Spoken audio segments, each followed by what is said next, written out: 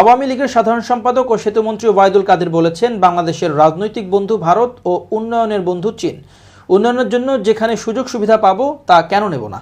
শনিবার দুপুর পার্বত্য চট্টগ্রাম বিষয়ক মন্ত্রণালয়ের উদ্যোগে 7 দিন ব্যাপী পাহাড়ি ফল মেলার উদ্বোধনী অনুষ্ঠানে প্রধান অতিথির বক্তব্যে তিনি এসব কথা বলেন।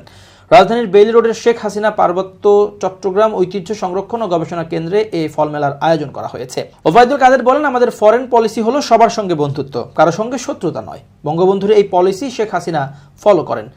৭১-এর পর থেকে ভারত আমাদের পরীক্ষিত বন্ধু। ভারতীয় সৈন্যরা তখন আমাদের জন্য রক্ত দিয়েছে, তাদের জনগণ আমাদের আশ্রয় দিয়েছে।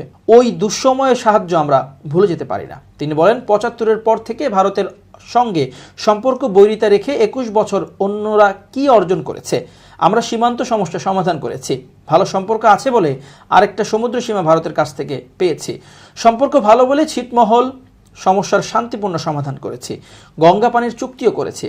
সম্পর্ক ভালো থাকলে আলাপ আলোচনা করে সব সমাধান করা যায়। আমরা কখনো খালি হাতে ফিরিনি, আগেও ফিরিনি, এখনও না। আওয়ামী লীগের সাধারণ সম্পাদক বলেন, যারা বড় বড় কথা বলে তারা দিল্লি থেকে এসে বলতো আমরা গঙ্গা চুক্তির কথা ভুলেই গেছি। আমাদের উন্নয়নের জন্য যেখানে সুবিধা পাবো আমরা সেটা কেন নেব না। এখন কারো গায়ে চুলকায়, কারো অন্তরে জ্বালা হচ্ছে।